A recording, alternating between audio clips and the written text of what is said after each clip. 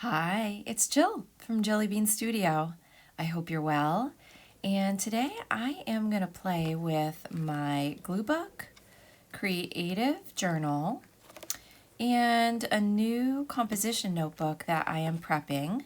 So I hope you can come along and journal with me.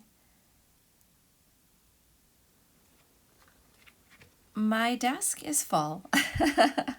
I have this cute little collage book that I leave on my art table. It's been so much fun. I did this in the last video and it started just using up my scraps. So I've been doing that and I'm really proud. And so what I do is, oh well, by the way, this is a spiral bound 50 index card notebook. And I've been playing around with watercolors lately. I have this cute little set. It's a koi set. I bought it years ago. And so I started to make some watercolor backgrounds, and that kind of got me going on a thing this week. So I hope you can come along and join in this thing today. Actually, it took me a couple days to kind of play around with it. And this notebook is my creative journal. It's a Hobonichi Day free. I'm really winding down in it. I have a lot of pages decorated, and again, pulled out the watercolors for that. I love that little scrap of fabric on the left. And I'm going to continue today to make another background. I'm trying to finish up my August journaling in this book. And then I would love to share a flip through because I think that creative journal's on the home stretch. And then last but not least, I have been prepping a composition notebook. I've been wanting to do another one of these. I haven't done one in a long time. So I've actually been watching a lot of other YouTubers who do composition notebooks, and I'm really enjoying getting this one rolling, and it may be my new creative journal for the fall. I'm really not sure. But I hope you're doing well. I hope you're enjoying whatever journaling you are doing. And if you want to play along today, I'm going to do some really easy watercolor backgrounds in all three books. And pardon my voice, by the way, I do have a little bit of something going on, and yeah, so my voice is really not up to speed today. So I have a couple round brushes, and I've been practicing, and practicing is actually a strong word. I've just been playing around with a few of the index cards that I actually pulled out of the 3-ring binder, because I did notice with 50 cards it's already getting a little chubby, so I've pulled like 10 out to repurpose them. So that's what you see on the bottom right. And then the one on top of that, the index card, is one that I'm keeping in the little glue book, I guess, glue book, collage book, whatever you want to call it. So that kind of got me rolling with the watercolors again. I don't know, does this happen to you? You don't use a supply for a while. And then you rediscover it and you just question yourself, like, why haven't I done this in a while? It's just a whole lot of fun to open them, open up old supplies that are sitting right on your shelf. So that's basically what I'm doing. Now, this is the only thing I can say about this is it's the splashy method. I am getting my brush really loaded with water, and I'm trying to go in with only 2 or 3 similar colors. So I have really pretty blues, like indigo blue, like purpley-ish blue, I guess would be indigo blue. And then some of the, I don't know, ocean blues, I guess. Now, because on this left-hand side spread that I'm working on right now, this is the Hobonichi Tomoe River paper, if I'm saying that correctly, it does tend to like watercolor. It gets really crinkly. I love the effect that watercolor has on it. So I'm really just pouncing, I guess. Sort of like I don't know, when you see like a cat play with things, as in the animal a cat, and they're just pouncing, you know, playing with yarn or something. Oh boy. That's what I feel I'm doing. I'm just plopping the paint on the page. There's no rhyme, no reason. It feels really good. There's a ton of paint. It's gonna take a while to dry, and it's simply to get a nice, easy, different looking background on. All right, so that's background 1. And background 2, now of course this is an index card. And by the way, I speed my videos up quite a bit if you have, I'm sure you're noticing that. So now the paper does not want to take the watercolor at all. It's an argument right now. The index card is saying, what are you doing? But I like it. It's coming together. The paper will fight you on it. It will peel up. So I think it's kind of, you gotta almost do one and done. Add a few colors. Do not get fussy with it is my personal advice. And yeah, let it be. So those are some loose flowers. Again, just splashy and pouncing the paint. So one of the things I really enjoyed about this journal session is I'm getting 3 spreads done, so to speak, with basically one supply. I do have a second supply I'm gonna pull out in a minute for this background. And so yeah, this is the composition notebook. I'm popping some deli paper on the back, and this is the other supply, a wax crayon. I'm gonna go in with some wild, big, huge doodle flowers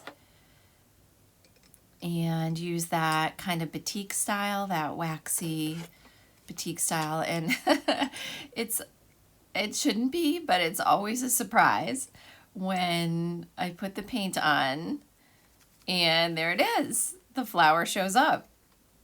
I don't know, there's just something quite delightful about that. Now, of course, this is a composition notebook. I got it at the dollar store for, well, it was less than $1 at that point. And I'm doing sideways strokes. Again, speeding the camera up a bit. And this reminds me, I know I've said it before, but I had really big orange and pinkish flowers. I had wallpaper in my room when I was a little girl. And this just brings me right back. And so does a composition notebook. And I think maybe that's why I'm leaning into it as the next journal I'm prepping. I'm not completely committing yet. I'm just doing the prepping. I feel it's in the junk journal, creative journal style. And I've been looking at Melanie Sullivan's playlist, and also Elizabeth from Never Hopeless.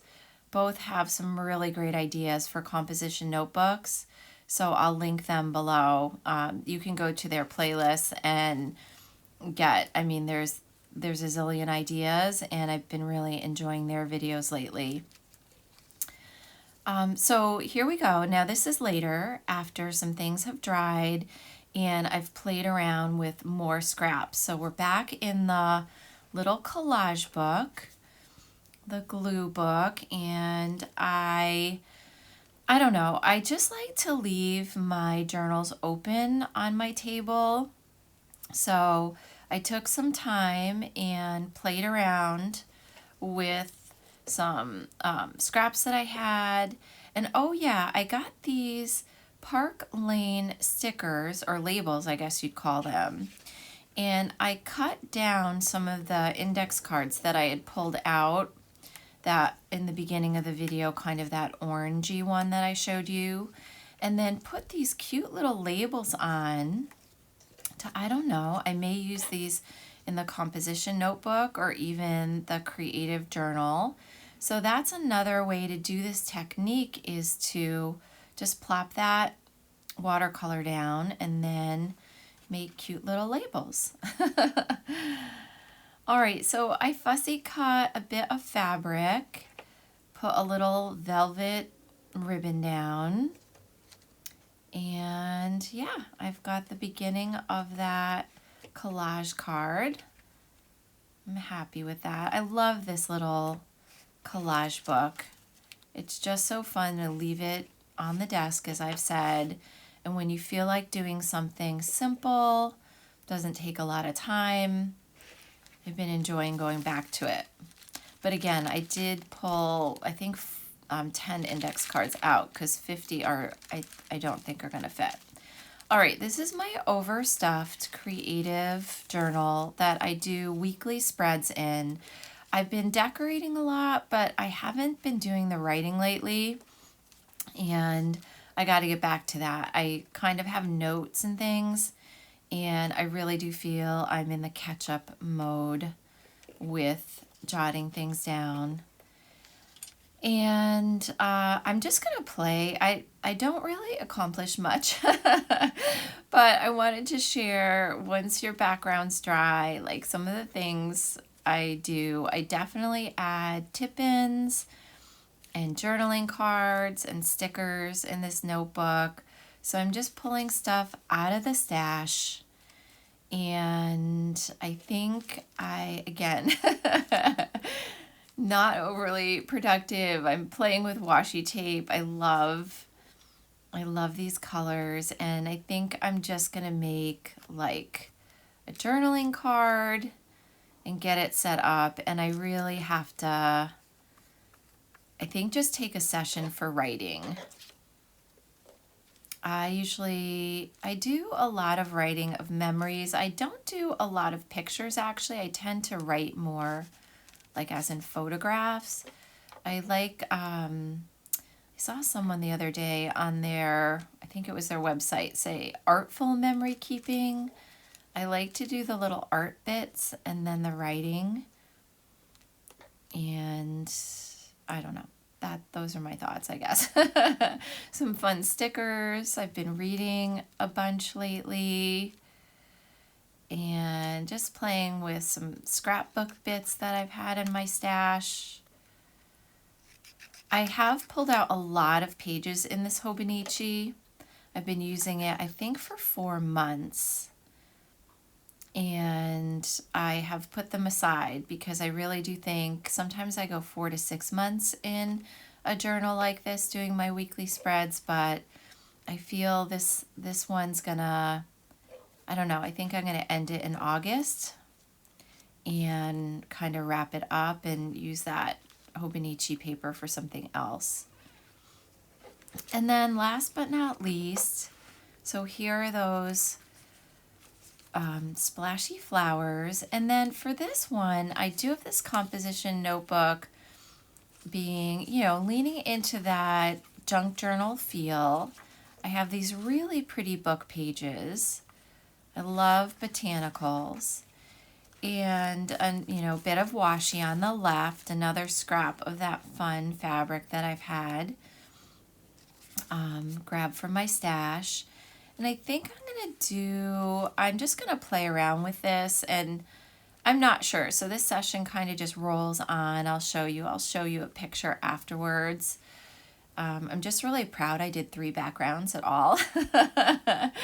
And they were easy, so I hope you try them if you haven't pulled out any paints in a while.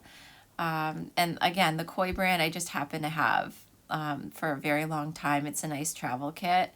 But I think I'm going to do some pockets and tip-ins, and yeah.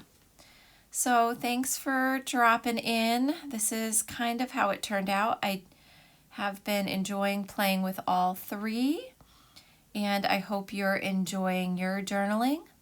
Thank you so much for watching.